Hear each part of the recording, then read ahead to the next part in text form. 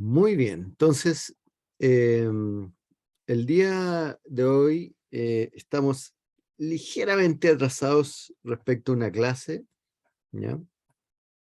Según el calendario, y el día de hoy vamos a ver este tópico es respecto a la sinapsis, ¿ya? Entonces necesito algo así como esto, algo para rayar. Muy bien. Entonces, el día de hoy vamos a ver este tópico sobre la sinapsis. A ver, déjenme ver mi reloj, ya, muy bien. Y como siempre, nosotros hacemos un repaso de lo que vimos en la clase anterior, que tuvo, digamos, poca asistencia la clase anterior, pero no importa, aquí hacemos un repaso y además ustedes saben que esta información está disponible en el sitio web. A ver, esto lo habíamos hecho en la clase anterior, estos ejercicios. Habíamos deducido el, según la ecuación de Nernst, ¿ya? Cómo calcular si un ion se metía dentro o salía de la célula, ¿ya? También habíamos visto los tipos de canales existentes que permitían el paso de estas sustancias cargadas que llamamos iones en general al interior de la célula. Y en particular, en la clase de hoy día, vamos a ver dos tipos de iones en particular que son importantes, de iones, perdón, de canales iónicos, los activados por voltaje y los activados por ligando, más conocidos como receptores de neurotransmisores, ¿ya? Y también introdujimos en una clase anterior estos conceptos, ¿ya?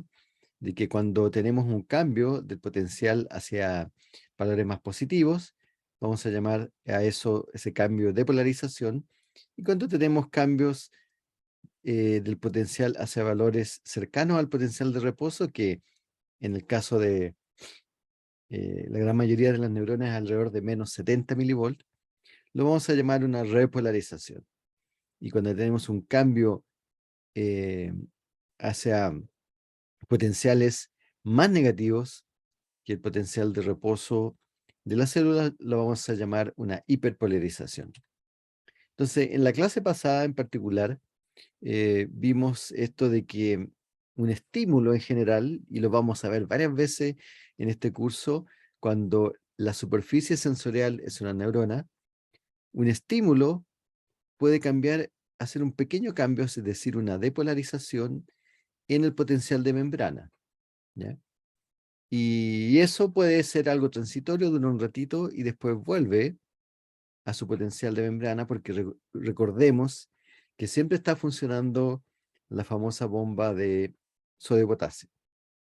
Pero hay un tipo particular de potencial, que es un cambio grandotote, es decir, de una magnitud, si medimos acá, puede ser perfectamente del orden de unos 100 milivolts de amplitud, entre menos 70 y más 40 milivolts.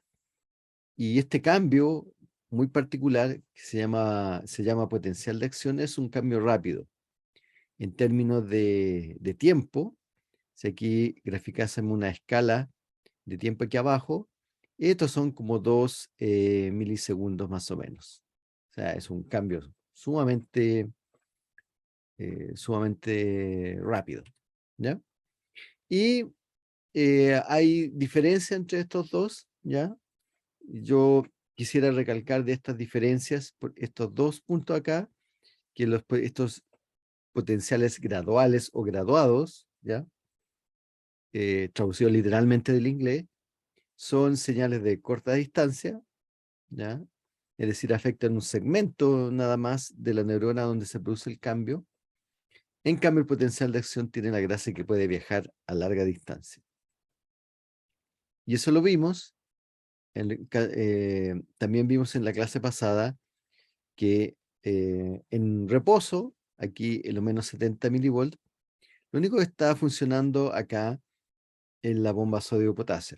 O sea, metiendo potasio, sacando sodio, ¿ya?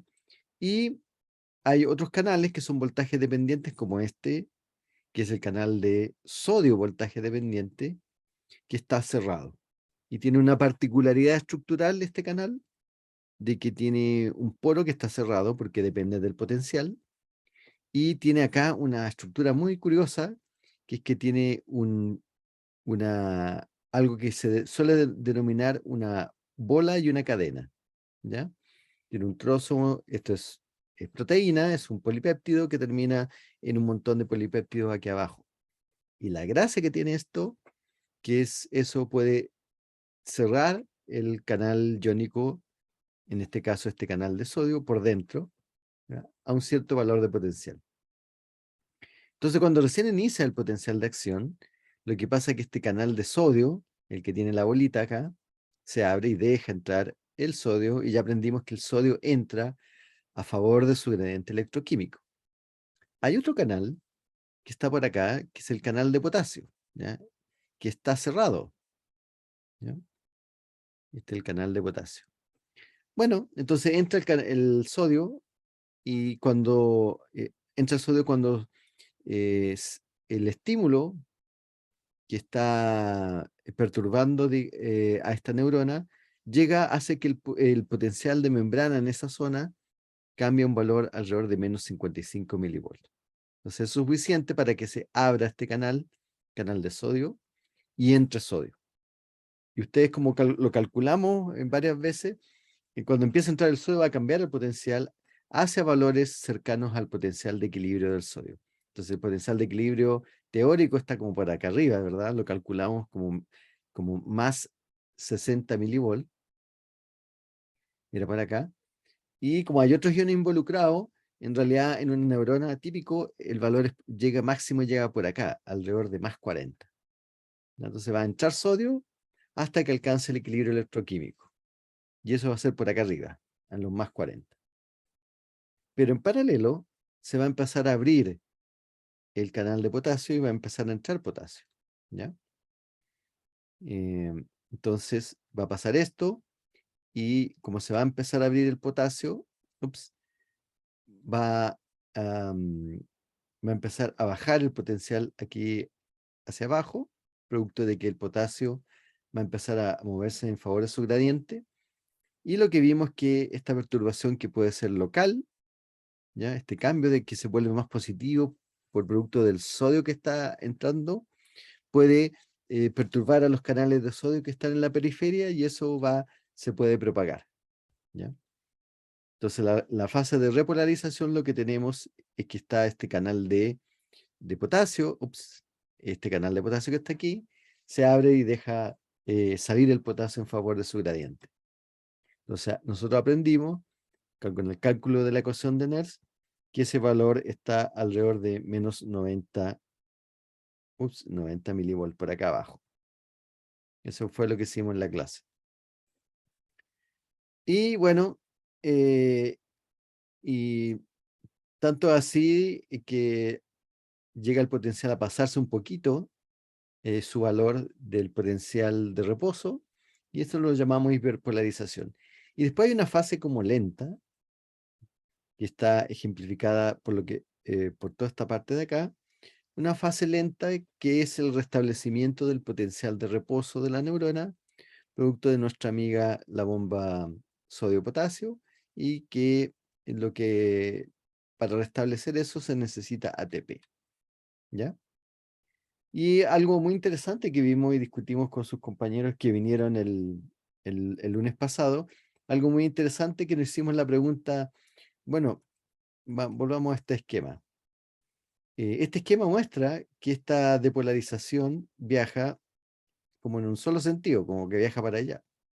Pero uno podría preguntarse, bueno, si aquí tengo muchos canales de sodio, digamos, por acá, por este lado, por este otro, si yo hiciera una perturbación que tornara positivo el potencial lo suficiente para que se abriera los canales de sodio ahí, ¿por qué no viaja hacia los dos lados? Y efectivamente, si uno hiciera algo aquí al medio que lo volviera positivo, el potencial debería viajar esta depolarización hacia los dos lados. Pero ¿por qué no pasa en la naturaleza así? Entonces, para eso hay que conocer un poquito más de la estructura anatómica de las neuronas. Entonces, aquí hay la parte de arriba, hay un esquema de cómo es más o menos lo que uno aprende en el colegio de una neurona, un cuerpo celular, un axón súper largo y por acá el terminal sináptico. Entonces, lo que llama la atención que los canales de sodio voltaje dependientes, que en esta imagen de microscopía por fluorescencia están de color verde, ¿ya? Tienden a agruparse en una zona pegadita al cuerpo de la neurona. Aquí está mostrado como naranja en este esquema, acá está mostrado con imágenes de neuronas reales.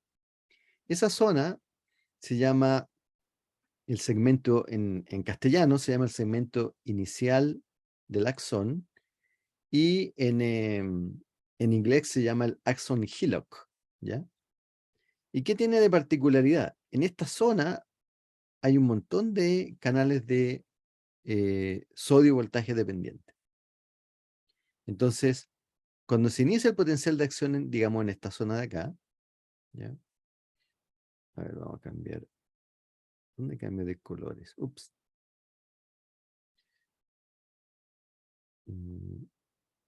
Vamos a cambiar de colores, ya. Cuando se inicia el potencial de acción aquí, hay un montón de canales de sodio voltaje dependiente. Entonces el potencial va a viajar hacia allá, ¿ya?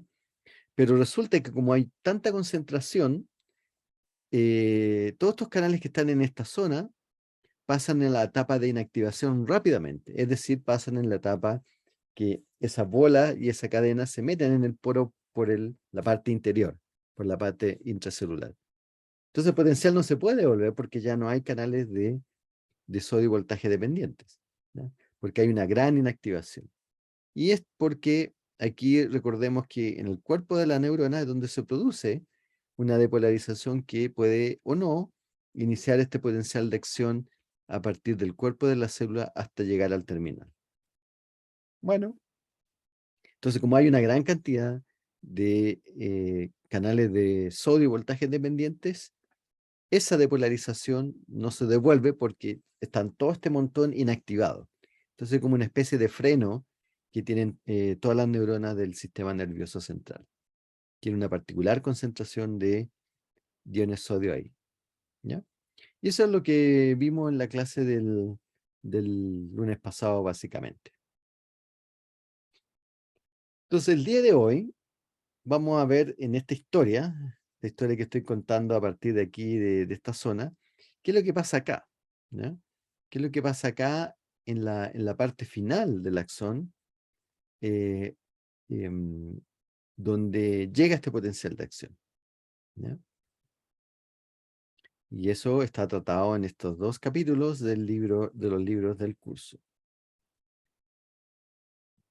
Y también tenemos unos videos de YouTube disponibles en las diapos para aquellos que quieran ver esto con unos videos súper cortos. Entonces, vamos a anotar algunos términos. Vamos a llamar a esta neurona que acabamos de describir sin ningún contexto, la vamos a llamar a neurona presináptica, es decir, aquella neurona que está antes del contacto con otra neurona que está acá abajo, que la vamos a llamar como la neurona postsináptica. Entonces vamos a llamar a la zona que está en contacto con la otra neurona, la vamos a llamar el terminal presináptico. Entonces el terminal presináptico tiene ciertas particularidades. Está lleno de vesículas, que vesículas son, como ustedes saben, están constituidas de membrana, la misma membrana celular, pero que tienen un contenido en su interior. Y lo que contienen en su interior son moléculas que se llaman neurotransmisores. Y en el sistema nervioso hay una familia súpermente grande. Entonces, por ejemplo, de el glutamato constituye el neurotransmisor que es el 99% de las neuronas que hay en el sistema nervioso central es, o bueno, tal vez no el 99, el 95%, una cifra muy alta, es neuronas que liberan este neurotransmisor que se llama glutamato. ¿Ya? Pero hay un montón de otros neurotransmisores, algunos de ustedes, especialmente para el ámbito de la química y farmacia, les van a parecer como conocidos, o lo han escuchado. Está, por ejemplo, acá la serotonina, ¿ya? Y involucrado en todos aquellos trastornos de la depresión, por ejemplo, ¿ya? Una persona con bajos niveles de serotonina es una persona que está en un cuadro de depresión que depende de la concentración de serotonina. Hay otros que ustedes habrán escuchado, por ejemplo, como la dopamina, ¿ya? Muy importante en los llamados circuitos de recompensa y también en aquellos circuitos que tienen que ver con adicción, ¿ya? O también y con la inducción de la sensación de placer. Y hay otros que seguramente en el colegio lo vieron, que es la acetilcolina, ¿ya? Que la acetilcolina a nivel del sistema nervioso periférico es el neurotransmisor que es liberado por las neuronas motoras que llegan a los músculos. Entonces esos son como los neurotransmisores como más conocidos y esa es su estructura química. Bueno, pero en particular nosotros principalmente en este curso vamos a hablar de sinapsis del sistema nervioso central, ¿ya? Entonces, como dije, aquella neurona que está en este circuito con una neurona presináptica, la neurona que está después de esto se llama neurona postsináptica. Y la neurona postsináptica tiene una zona donde hay, están estas proteínas que se llaman los receptores de neurotransmisores. Entonces, para cada uno de estos grupos de neurotransmisores que vimos acá, hay neurotransmisores específicos. Hay receptores de glutamato, hay receptores de dopamina, hay receptores de serotonina, ¿ya? Entonces, en el caso del glutamato, por ejemplo, hay, hay como 3 tipos de receptores de glutamato. Pero en el caso de la serotonina, hay cerca de como 15 subtipos de receptores serotonina, ¿ya? Entonces hay una gran familia de receptores de serotonina. Y, por ejemplo, en el caso del glutamato, tenemos esta es una representación de un tipo, el tipo más común de receptor de glutamato que se llama receptor de AMPA, ¿ya? Que la característica que tiene en esta caricatura, que es un canal de sodio, por eso estoy mostrando aquí sodio, que cuando une dos moléculas de glutamato, ¿ya? Que llegan al receptor, el receptor se abre y deja entrar sodio en favor de su gradiente. Y como ustedes ya saben, eso lo que va a generar es una depolarización. Entonces la animación que está al lado derecho de vuestra pantalla muestra el estado abierto y el estado cerrado del canal, es decir, estamos viendo para arriba por el lado del poro, por donde va a entrar los iones sodio en favor de su gradiente electroquímico. Bueno, entonces ahora vamos a ver aquellos eventos de lo que se llama la transmisión sináptica, es decir, la liberación de neurotransmisor y su unión al receptor de tipo que está en la membrana postsináptica. Y que hay variaciones dependiendo del tipo de neurotransmisor, pero como dije hace un instante, lo que vamos a ver principalmente es receptores del tipo glutamatérgico, es decir, neuronas que liberan glutamato y se unen a su respectivo receptor en la neurona postsináptica. Entonces llega este potencial de acción, recordemos que es una onda despolarizante debido a la apertura de canales de sodio y voltaje dependiente, llega al terminal presináptico y aquí hay otro tipo de canal muy interesante que son los canales de calcio voltaje dependientes. Entonces, como su nombre lo indica, es un canal que normalmente está cerrado, pero cuando se depolariza la membrana, permite que entre calcio. Es otro catión distinto del sodio y que entra al interior de la célula.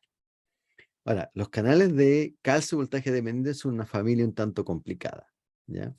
Ustedes pueden, si se dedican a la investigación o ven drogas específicas, para estos canales hay drogas para em, em, que afectan a uno u otro canal. No todos los canales de calcio son iguales, pero esto es como tienen un plan general.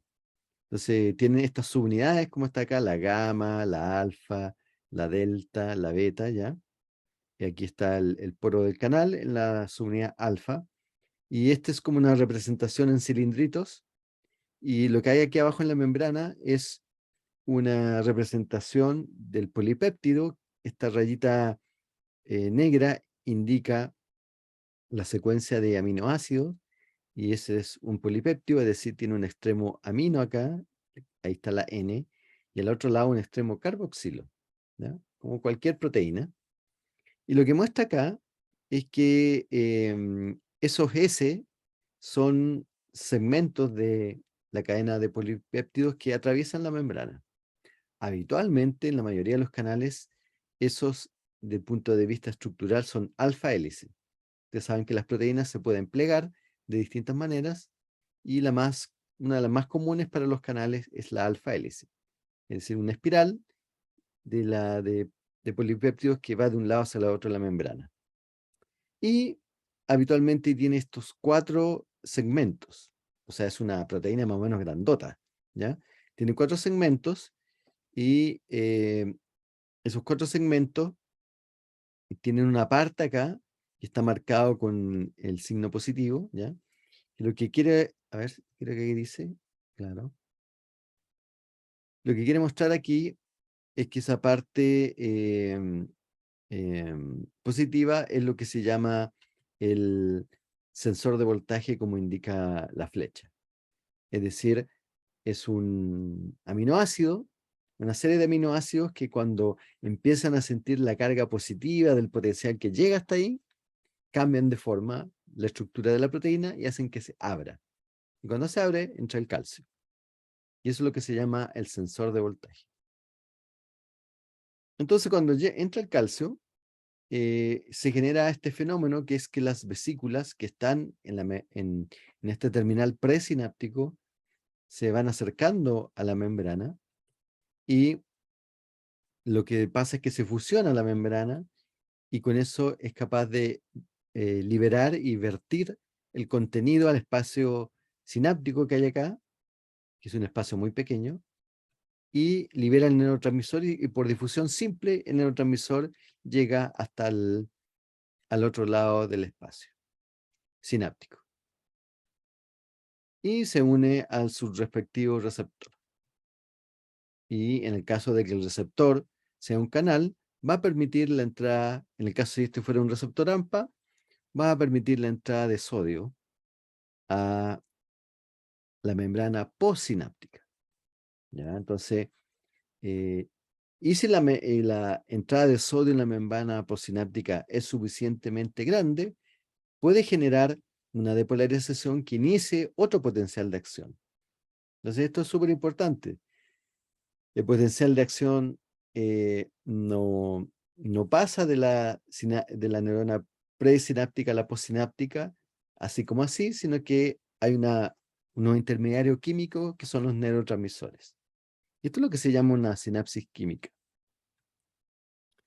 Ok, pero hasta el momento, queridos jóvenes, queridas estudiantes y queridos estudiantes, ustedes ya están grandes y, y ya pueden aprender cómo es la versión más complicada de esto.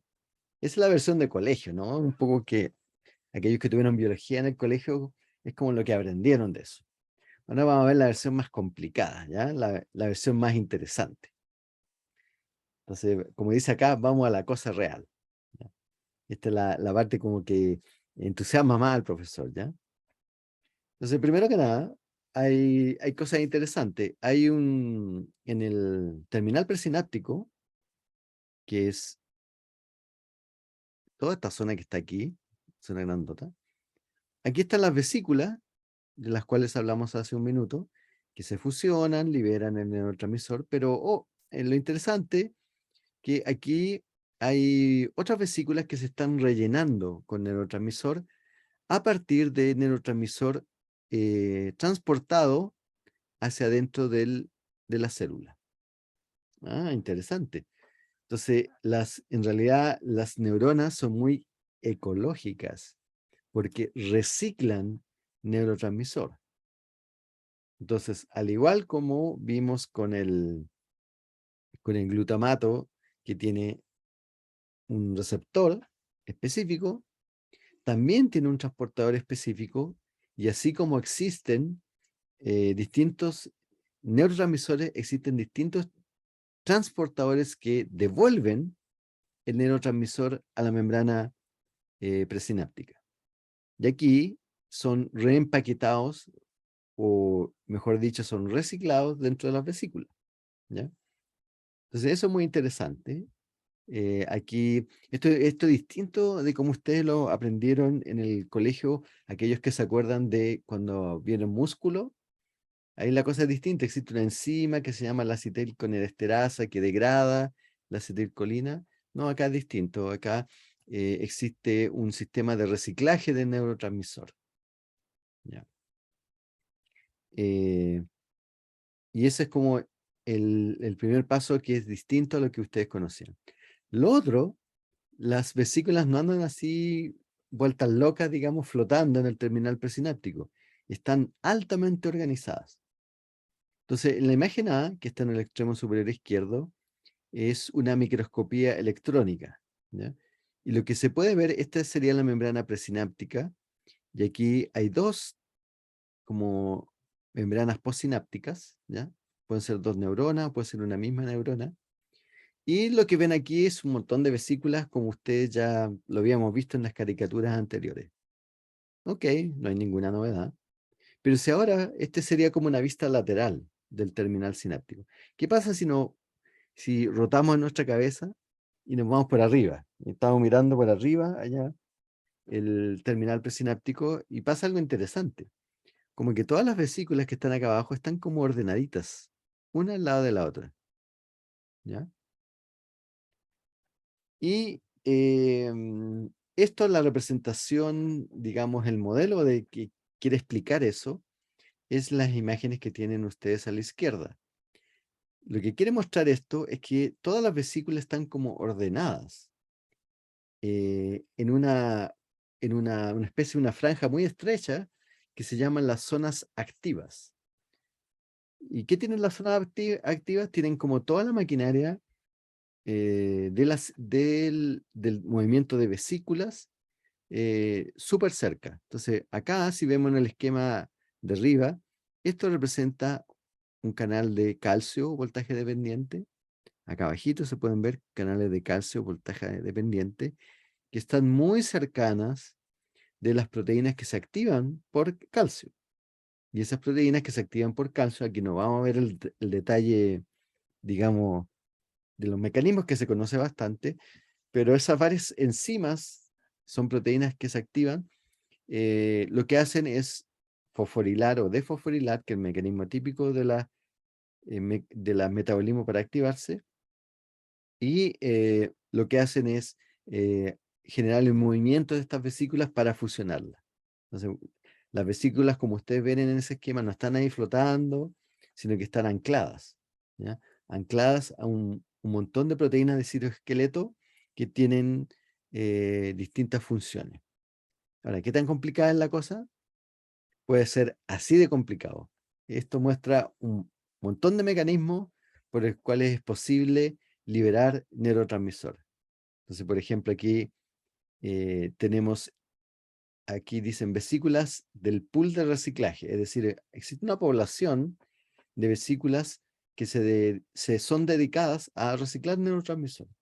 Hay otras que están acá, que son como una especie de reserva de vesículas, ¿ya? Hay otros mecanismos que, que son con vesículas más grandotas, ¿ya? Que estas otras, que pasan por otros tipos de mecanismos, que no vamos a entrar en detalle por acá. Y hay algunas vesículas que andan flotando y que tienen un mecanismo que se llama kiss and run, es decir, en inglés quiere decir el mecanismo de dar un besito a la membrana y después salirse. Entonces son vesículas que se acercan a la membrana, como está acá, se abren un poquito, botan el neurotransmisor y después se devuelven. Son endocitadas de vuelta. Entonces hay varios mecanismos posibles eh, em, en el terminal presináptico. Además, varía de especie y del método con el cual uno lo vaya a investigar. Entonces, por ejemplo, en Drosophila, la mosca llamada mosca de la fruta, si uno hace por fijación química, es decir, toma el tejido y lo fija y ve las neuronas de la mosca, lo que encuentra es que existen unas proteínas de andamiaje, ¿ya? Y las vesículas están como distribuidas homogéneamente.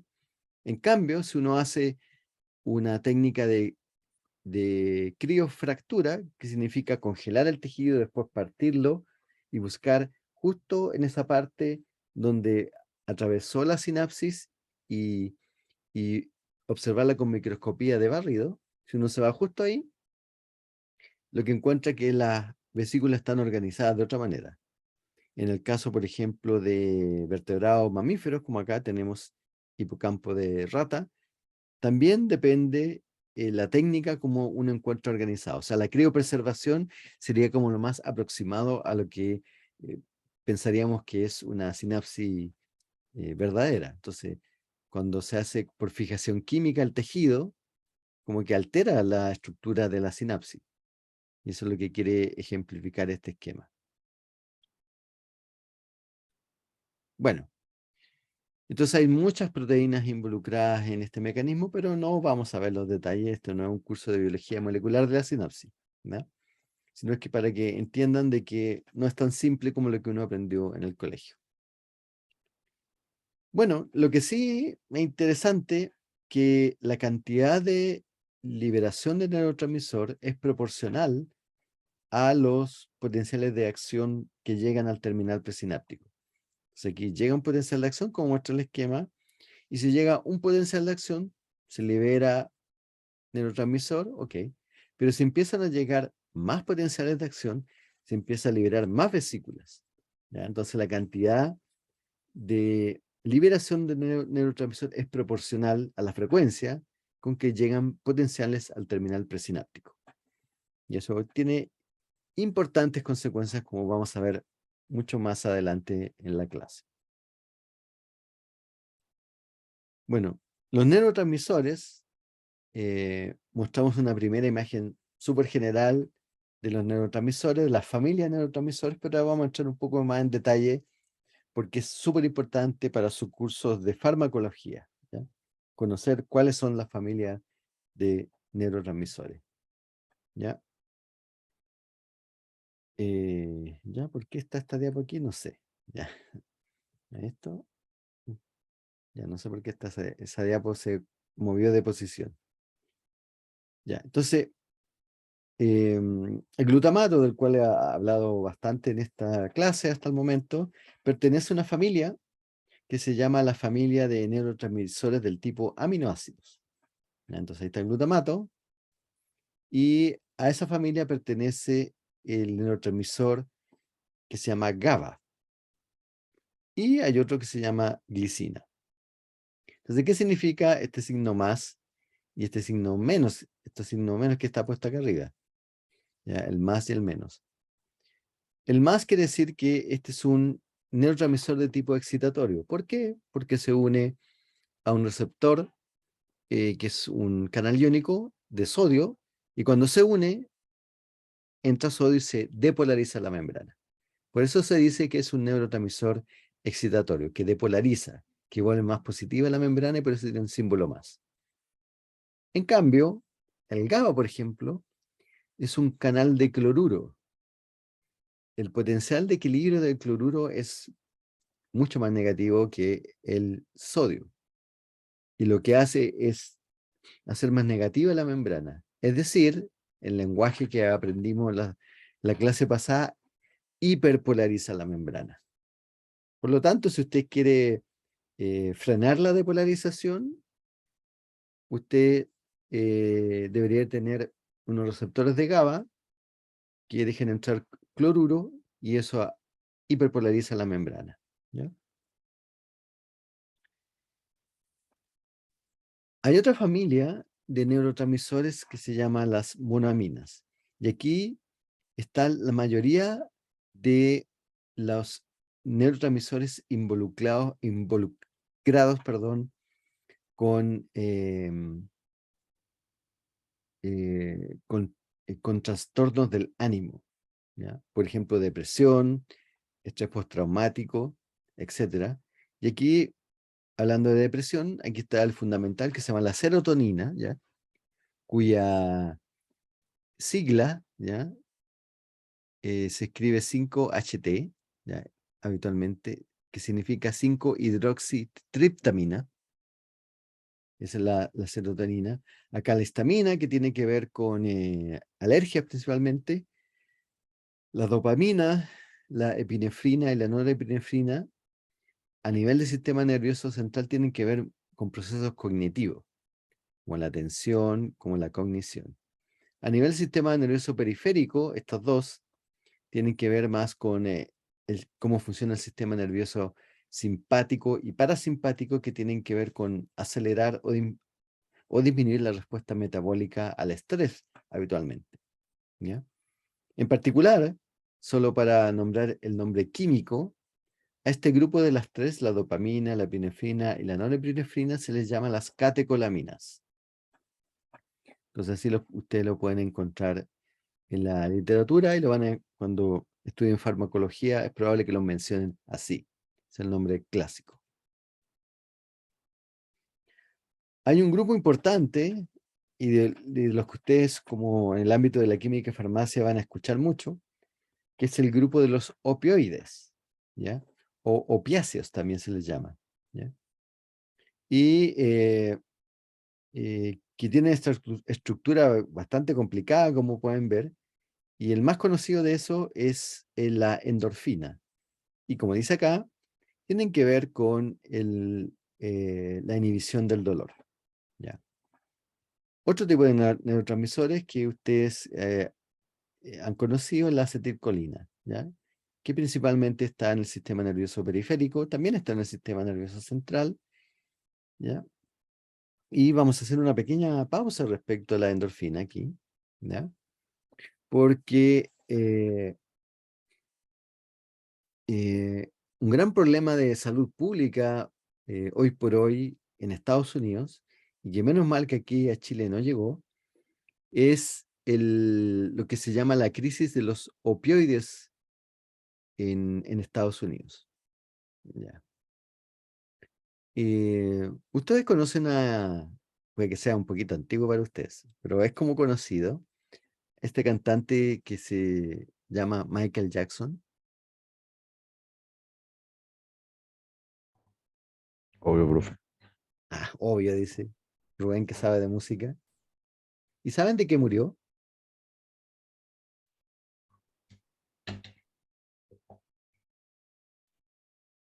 Ah, bueno, de eso no me acuerdo. Ya. No se Eh, supone que era una sobredosis. Murió de una sobredosis de fentanilo, la sustancia que está aquí mostrada en la pizarra, que es un opioide, ¿ya? Entonces, ¿cuál es la gracia del fentanilo?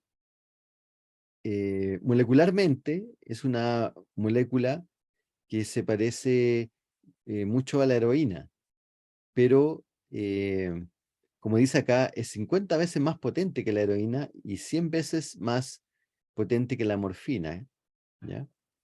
Que son derivados la morfina es un derivado de la heroína, ¿ya? y que ustedes saben que es la morfina, uno lo va a conocer que es un anestésico que se usa en el sistema privado y público de salud, pero con precaución, ¿ya? Se usa para casos de dolor extremo. Un típico cosa en que se usa la morfina, por ejemplo, para la gente que tiene cálculos renales, que es un dolor sumamente fuerte, y el tratamiento casi como de shock rápido para el cálculo renal, para la persona que está en esa situación con ese dolor insoportable, es morfina. Entonces, es un medicamento que se utiliza, pero solamente en esos casos extremos para controlar ese dolor. Entonces, ¿qué pasaba? Que hay una población no menor de gente que tiene dolor crónico, ¿ya? Distintas afecciones de dolor crónico. Entonces, los médicos tenían el problema que no pueden estar recetando morfina o heroína, ¿ya? Para el manejo del dolor. Ustedes saben que el manejo del dolor es todo un tópico dentro de la clínica, ¿ya? Entonces, bueno, y un laboratorio em, en su investigación generó este opiáceo que, según ellos, no generaba adicción. Bueno, y empezaron a recetarlo los médicos. Parece que los estudios clínicos no estuvieron muy buenos al respecto de este opiáceo. Y lo que pasó es que después de un rato se vio que los pacientes desarrollaron adicción al fentanilo. Y el fentanilo se liberó de tal manera, porque era un buen negocio, digamos, y que mucha gente empezó a consumirlo y se empezaron fácilmente a producir muertes por sobredosis. Como dice ahí, el 2017, cada día morían cerca de 90 estadounidenses por sobredosis de opioides. La historia cuarta es que se inició un juicio a este laboratorio. El laboratorio tuvo que pagar unas multas exorbitantes y tuvo que hacerse cargo del tratamiento de la gente que em, afectada por estos opioides, ¿ya? Pero hasta el día de hoy, el fentanilo sigue siendo un problema de salud pública en Estados Unidos porque empezó a venderse de manera ilegal, ¿ya? Como muchas drogas de abuso, por supuesto. Entonces es un problema serio en Estados Unidos. Aquí menos mal que no alcanzó a llegar, ¿ya? Y se pusieron las alertas a tiempo para que no se produjera una distribución masiva. No obstante, de manera ilegal llega fentanilo al país, ¿ya? Así que ese es un problema con estos opioides. Bueno, vamos a dejar un poco el lado presináptico para ver qué pasa al otro lado, al lado postsináptico, ¿ya? Entonces vamos a ver un poco las proteínas, los que son estos receptores que están al otro lado de la membrana, de este espacio sináptico y que están en la membrana postsináptica. Entonces, si nos referimos a todos los neurotransmisores que están presentes en el sistema nervioso central, o bueno, a todos los neurotransmisores en general, yo dije que habían muchas familias, qué sé yo, pero si uno quisiera ser simple, uno lo puede clasificar en dos grupos, ¿ya? Uno, eh, eh, aquellos receptores que son canal iónico, los- el nombre que tienen ellos se les llama receptores del tipo ionotrópicos. Entonces, por ejemplo, este que está acá en el dibujo es un receptor que tiene sitios de unión para neurotransmisor acá, en este caso particular, no dice, pero seguramente es AMPA. Tiene dos sitios de unión para el neurotransmisor glutamato. Entonces se unen los dos y lo que produce es la apertura del canal y entra el sodio. Y el sodio depolariza la membrana. Ok, ese es un tipo de receptor. Hay otro tipo de receptores que lo que hacen no son canal. Entonces aquí está el neurotransmisor, se une al receptor Y, por ejemplo, un mecanismo es actuar vía proteína G. ¿Ya?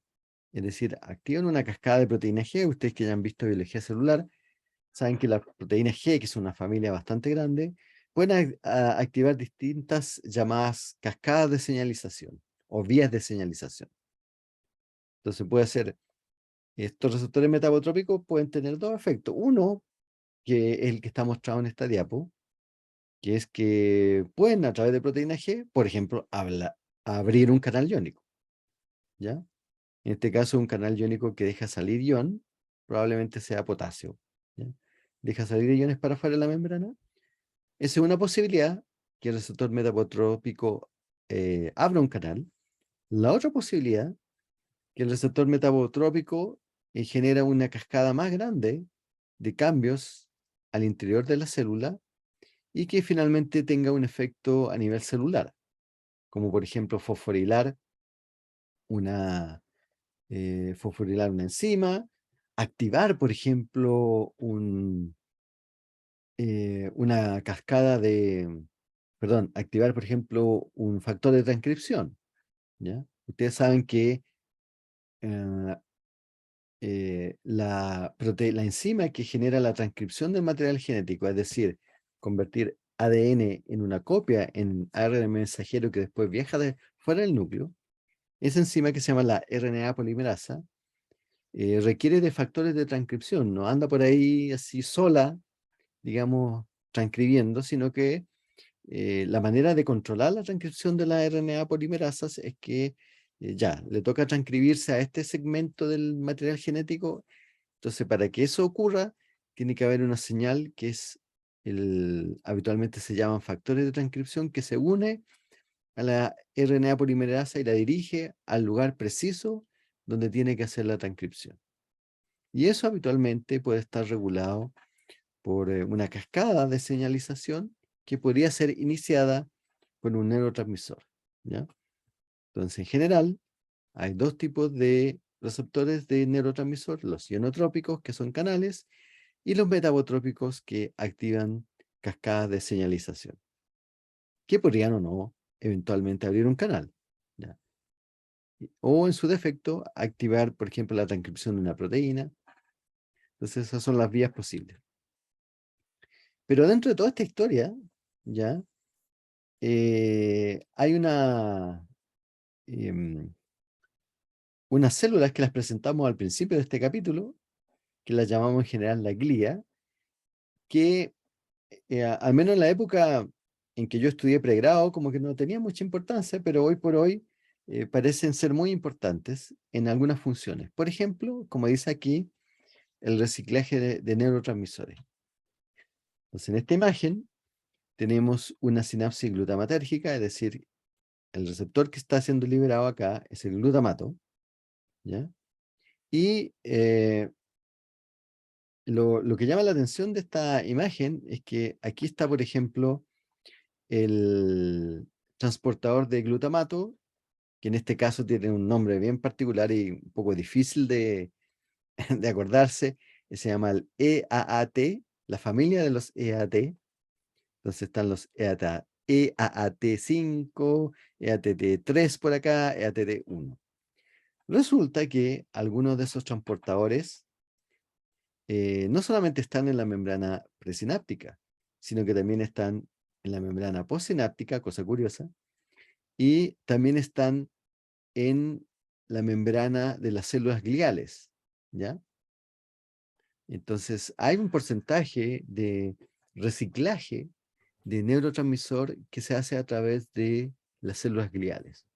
Entonces, eso es algo relativamente nuevo en nuestro conocimiento del sistema nervioso central. Entonces, como que hay que desterrar un poco esa idea que teníamos como de la época de la ciencia ficción, que estaba por aquí flotando el terminal presináptico y por acá el terminal postsináptico venía el neurotransmisor y estaba así como todo en el aire. No, en realidad todo esto está envuelto por células gliales y las células gliales tienen una función importante que es reciclaje de neurotransmisor.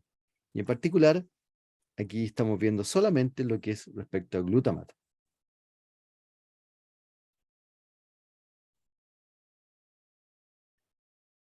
Entonces no sé si está, a ver, en esta diapo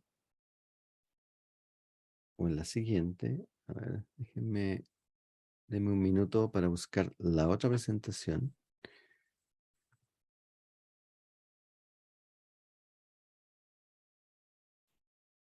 Ya, ¿dónde? Ah, la cerré. Ya. Porque hay un punto importante aquí que tengo que hacer respecto a este mecanismo. Abramosla. Ahí está. Ujú. A ver si lo puse en mi diapo. Ah, no lo puse en la diapo, pero no importa. Lo puedo tomar a partir de esta diapositiva. Ya. Que es lo siguiente. Es ya, esta diapo. Bueno, entonces ya hemos conocido bastante actor en este rato de cómo funciona la sinapsis. ¿Ya? ¿A qué hora termina hasta ahora? ¿A las 3? 3:05. De 5. Ah, ya, nos quedan como 10 minutos. Entonces alcanzamos a ver esta última cosa. Entonces,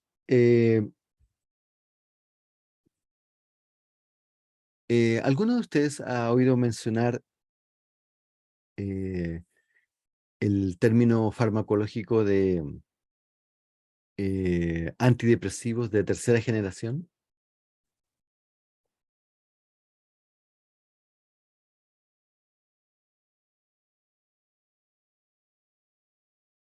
¿No? ¿No les suena? No. Bueno, Bueno, antidepresivos sí, pero de tercera generación. No. ya. Entonces, con lo poco que conocemos respecto a la transmisión sináptica, podemos empezar a conocer un poco de los mecanismos por el cual funcionan algunas drogas que afectan el sistema nervioso central. Por ejemplo, los antidepresivos. Ya. Entonces, imaginemos que esta sinapsis que tenemos acá eh, es una sinapsis serotoninérgica, es decir, que libera serotonina. Entonces, vamos a tener los mismos, básicamente los mismos componentes. Entonces, esa pelotita acá, en vez de ser, a ver, me falta el puntero acá. Eso. Esta molécula de un color que depende de la pantalla que ustedes tengan, vamos a llamarlo que es el 5-HT. Ya, la 5-hidroxitriptamina, o más conocida como serotonina.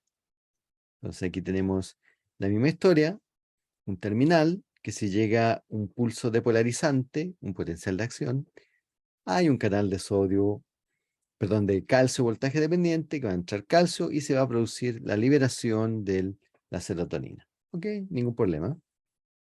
Hay un, eh, eh, hay un transportador aquí de serotonina que lo está reciclando y que tiene un nombre más sencillo que el de glutamato y más lógico. Se llama así. Uy, con mi escritura aquí con mouse es difícil. Vamos a darle el nombre, cómo se llama ese transportador de serotonina. ¿Ya? Esta es típica pregunta de prueba, ¿ya? Entonces, el transportador de serotonina se llama SERT, que significa Serotonin Transporter. ¿Ven? Súper fácil. Bueno, entonces, vámonos al contexto de la depresión. En la depresión, la concentración vamos a ponerla acá, vamos a poner en grande la serotonina, 5-HT, HT, ya. Entonces, concentración, lo típico que uno aprende en química, que es paréntesis cuadrado, ¿ya? En la depresión, la concentración de serotonina disminuye. La serotonina que es capaz de ser liberada al espacio sináptico. ¿Ya? Esa es como una de las causas posibles, disminución de la concentración de serotonina. Entonces tenemos liberación de serotonina tenemos recaptura de serotonina y lo devuelvo a, al- a la terminal presináptico para reempaquetarla. Entonces ahora tenemos esta nueva situación, que es la situación patológica, que tenemos menos serotonina. Entonces, por ejemplo, Rubén, usted que está ahí conectado, ¿cómo se le ocurriría que podríamos aumentar la cantidad de esos puntitos que yo los veo un poquito azul aquí, de serotonina flotando ahí, con lo que poco que conocemos cómo funciona esta sinapsis serotoninérgica? ¿Cómo podría aumentarlo, Rubén? Disminuyendo la recuperación. O sea, Ah, interesante, disminuyendo o sea, usemos el mismo término que hemos usado aquí, el reciclaje, ¿ya? sí, eso. Sí, eso ya. ¿Ya? ¿Y cómo podríamos hacerlo? ¿A quién yo tendría Em, que afectar aquí? a los canales que reciclan. Eh, Atención, no son canales, O sea, transportadores, dijimos. transportadores. Sí. Eso, ya. Entonces, obviamente Rubén acertó, esto es lógica biológica, ¿ya?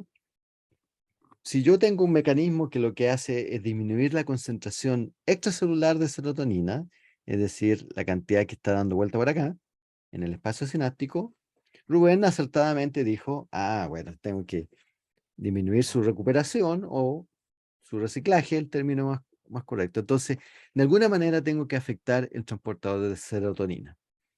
Entonces, ustedes ya se imaginarán que aquellas drogas que afectan el transportador de serotonina, es decir, por ejemplo, lo bloquean, son antidepresivas. Entonces, eso es un mecanismo típico de antidepresivo, que es ser un bloqueador del transportador de serotonina, ¿ya? Entonces, lo bloqueo y disminuyo eh, la recuperación, como decía Rubén, o el reciclaje, como dice el profesor, de tal manera que la serotonina va a estar dando vuelta por más tiempo en el espacio sináptico. Ya, ese es un mecanismo, ok. Otro mecanismo posible es que mejorar esta parte de acá, ¿ya? Que tiene que ver con el empaquetamiento de serotonina a partir de serotonina que yo estoy sintetizando. Entonces resulta que hay una enzima que aquí yo no he mencionado, que se llama la MAO. Sí, suena medio chino, ¿ya? Pero que significa monoamino oxidasa.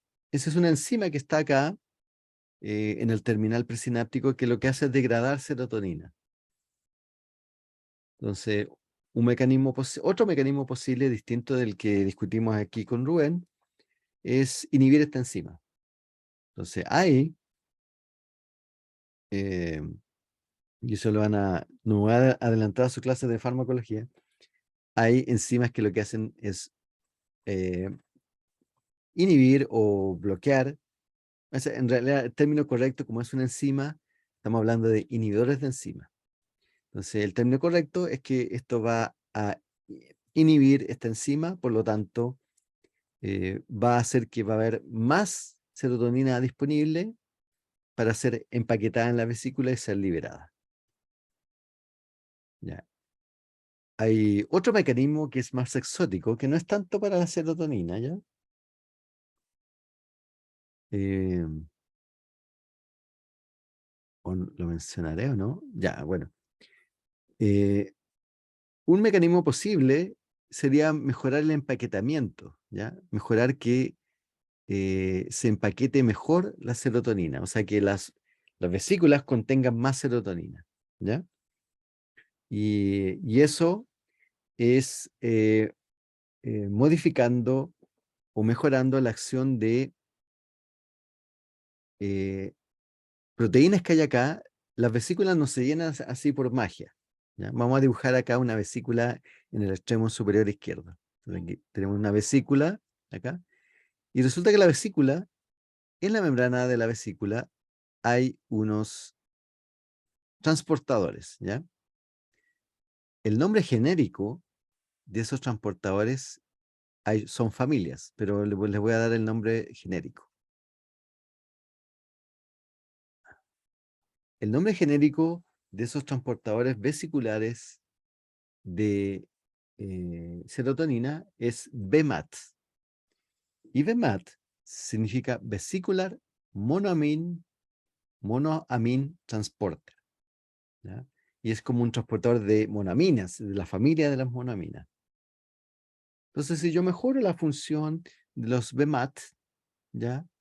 Yo puedo hacer que pueda entrar más, sea más empaquetado, se empaquete más serotonina o otra monamina, porque son de monaminas, y pueden estar más vesículas repletitas de serotonina disponibles para ser liberados. Entonces, es muy interesante aquí porque yo, con el conocimiento que tienen hasta el momento de cómo funcionan las sinapsis, ya tienen varios blancos farmacológicos y, de hecho, varias drogas antidepresivas actúan en distintos mecanismos. Una de las más conocidas, y de hecho la que ustedes se van a encontrar en los consultorios como antidepresivo, es la fluoxetina, ¿ya? ¿Y por qué se imaginan ustedes, aquí ya me voy a salir un poco de la fisiología de la sinapsis, y por qué creen ustedes que será la más usada en los consultorios? A ver, Cheryl, ¿por qué se imagina usted? Usted está a cargo de un consultorio, ¿ya? Y le dicen, tiene que comprarte a la Cenabás un antidepresivo, estamos cortos de antidepresivos. ¿Qué es lo que va a hacer usted, Cheryl? ¿Ya? ¿Tenemos a Cheryl o se fue a almorzar? Ya, Stephanie, que Stephanie habló hace un rato. Ya, Usted está encargada del CEFAM, ya, de hacer las compras o de hacer ya. la recomendación. Y le preguntan, oye, Cheryl, estamos cortos de antidepresivos, ¿ya? ¿Cuál compro? Yo compraría el menos dañino, el más barato y el que tenga una acción como no tan compleja. Oye, pero si son medicamentos, no son dañinos, po. ¿Cómo? Se supone que O están sea, aprobados por el ISP. ¿Cómo van a ya, ser de...? pero la costumbre gana a veces, ¿o no? No, pues seamos serios, estamos trabajando en salud pública, ¿ya? Ya, ya. Pero usted dijo algo cierto. Uno va a comprar el más barato. Pero el que la fluoxetina sea el más barato no es por una cosa de que sea más o menos, no va. Es por algo súper simple que ustedes van a tener que acostumbrarse a escuchar, que la fluoxetina eh, es, ya se liberó la patente, la fluoxetina. El laboratorio que inventó la fluoxetina ya expiró el periodo por el cual era válida su patente. Por lo tanto, cualquier laboratorio la puede sintetizar sin permiso. Por eso que la fluoxetina es el antidepresivo que ustedes van a conocer más comúnmente en los consultorios porque es barato, ¿ya? Esa es una razón súper, por eso les digo que no se pongan tan así en la fisiología, ¿ya? Esto es algo súper simple, ¿ya? Uno compra el, el medicamento que está más disponible y eso es por un tema de precios, ¿ya? ¿Pero por qué? En particular la fluoxetina, que es un bloqueador del transportador, ¿ya? Eh, ¿Por qué se compra eso? Simplemente porque ya su patente expiró. Entonces, ustedes cómo se van a relacionar, espero que cuando jubilen ya estén en la farmacia ahí tranquilos. Pero ahora que tienen la oportunidad de entrar a la industria farmacéutica, la gente de la industria farmacéutica está preocupada de hacer dinero, lo cual es legítimo, ¿ya? ¿Y qué es lo que hace la gente de la industria farmacéutica? No, vamos a hacer algo que se parece a la fluoxetina, pero yo le puse un grupo metilo aquí, entonces lo hace más eficiente. Entonces ahora tengo otra fluoxetina distinta, que le voy a poner otro nombre, pero resulta que, según mis estudios, es más eficiente, ya actúa más rápido, porque yo le puse un grupo metil aquí, entonces ya lo puedo vender con protección de patente y lo puedo vender más caro y ganar dinero con eso. ¿Ya? Yo no veo problema con eso, ¿ya? Pero esa es la manera en que funcionan la industria farmacéutica. Entonces, es muy interesante esto, ¿ya? Entonces, una vez que uno conoce del tema de la fisiología sináptica, y eso, insisto, esto es una pincelada de farmacología, los mecanismos de acción de esto tienen que ver con cómo funciona la sinapsis. ¿Ya? Entonces, en la próxima clase, ¿ya? Y aquí estoy, porque estoy un poquito atrasado, después de vuelta de este receso de fiestas patrias, vamos a ver este tema que es bien bonito, que es un tema de investigación, de hecho, y en la USACH, y parece que estar orgullosos, somos uno de los líderes nacionales en este tema que se llama plasticidad sináptica. Es el estudiar el funcionamiento de la sinapsis. Y eso está involucrado fuertemente, esta propiedad de la sinapsis que se llama la plasticidad, en el fenómenos del aprendizaje. ¿Ya? Y vamos a estudiar este modelo en particular, que explica cómo funciona la sinapsis glutamatérgica en su lado postsináptico y esto, qué se ha descubierto respecto a cómo funciona el aprendizaje. ¿Ya? Es un tema súper excitante para nosotros como laboratorios de neurociencia de la USACH, porque somos un poco la vanguardia en este país de este tipo de estudios, ¿ya? Y vamos a compartir un poco de resultados de investigación al respecto. Así que eso sería, jóvenes, por el día de hoy, ¿ya? Obviamente esta grabación la voy a dejar disponible para ustedes y nos estaríamos viendo de vuelta de las vacaciones, ¿ya? Así que se la pasen muy bien. Profe, tengo una consulta. Dígame, Usted acaba de hablar sobre que la USACH tiene un buen rubro dentro de lo que es la plasticidad sináptica. buen rubro. O sea, Yo- está involucrada. Hay laboratorios que hacen investigación en ese ámbito. ¿Usted sabe si dentro hay papers? Porque o sea, yo elegí el tema de plasticidad sináptica. Ay, Entonces, no sé si usted sabrá que hay papers directamente de la universidad o algo más como, bueno, yo le recomiendo que usted vaya a este sitio web que se llama PubMed. ¿Lo conoce? ¿no? Bueno, aquí aprovechemos esta oportunidad ya que estamos en familia, ¿ya? Aprovechemos vámonos al navegador. ¿Dónde quedó mi navegador? Ahí está. Ya, entonces vamos a cerrar esta cosa que hay acá y nos vamos a ir a un... Ay, no quiero mi reunión. ¿Por qué se me va el Zoom aquí? Ya. Entonces vamos aquí, PubMed. Ya terminó la clase, se pueden ir los que se quieran ir, ¿ya? Y aquí está este sitio web, ¿ya?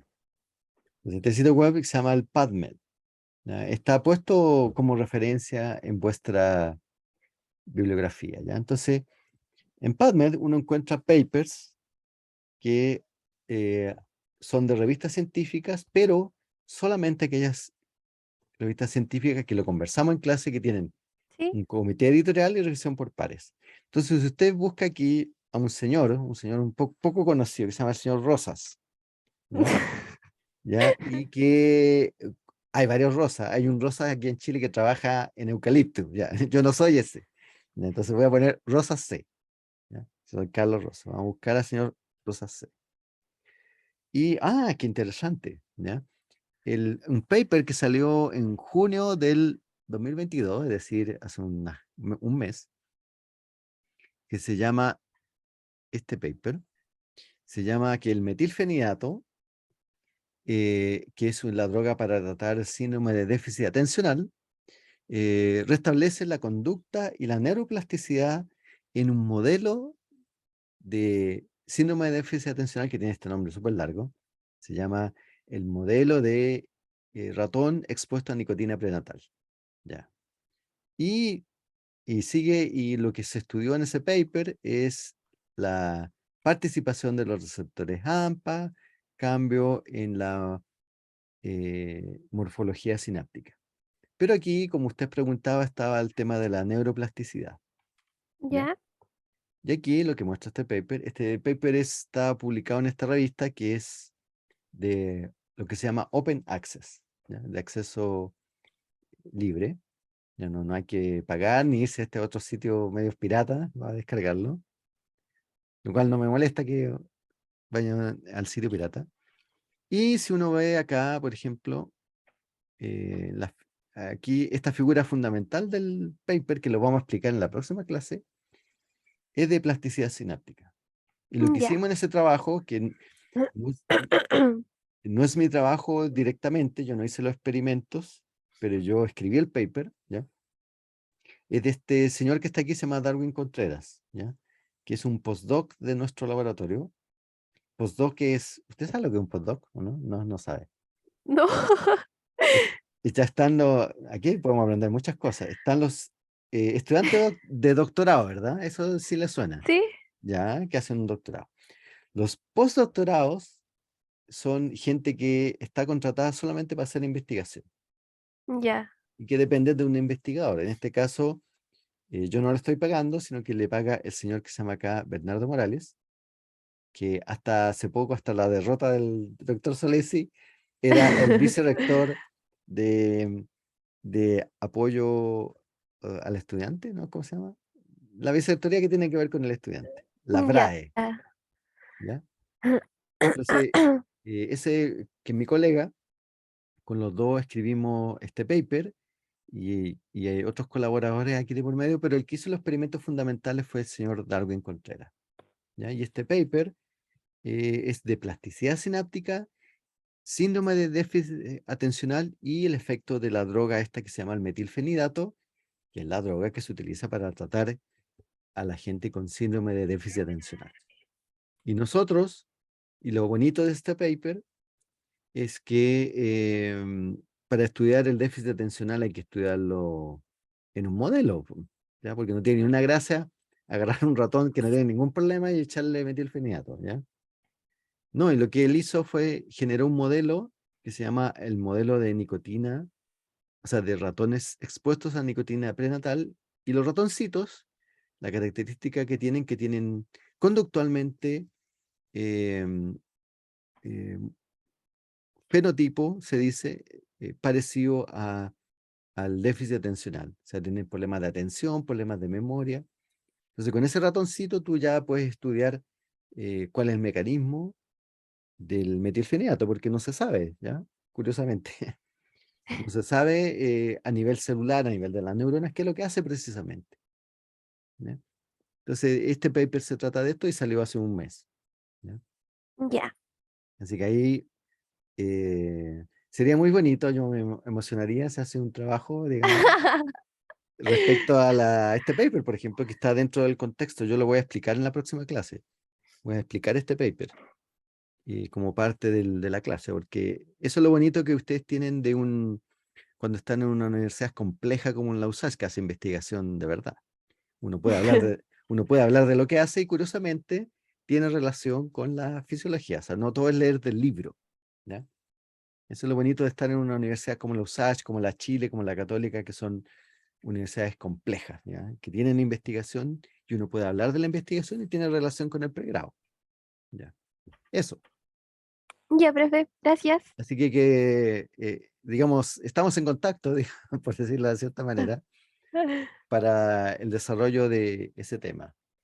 Y si usted quiere leer el paper, ningún problema, ¿no? Usarlo como base, digamos, para explicar todo esto. Ya.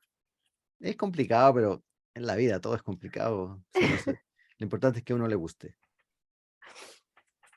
Ya pues, Cheryl, ¿ya? Y Profe, dígame. ¿se podría quedar un ratito después? Por favor, por favor. Ya no hay problema. Ya. Así que, Ya, Ya, profe. chao, Gracias. Hasta chao a los que luego. tengan que irse. Muchas gracias, profe. Chao, Rubén. Ya, Ya, ahora dígame, sí. Stephanie, estamos solitos. Ya. Cuénteme. Eh, Un momento, tengo que terminar de grabar.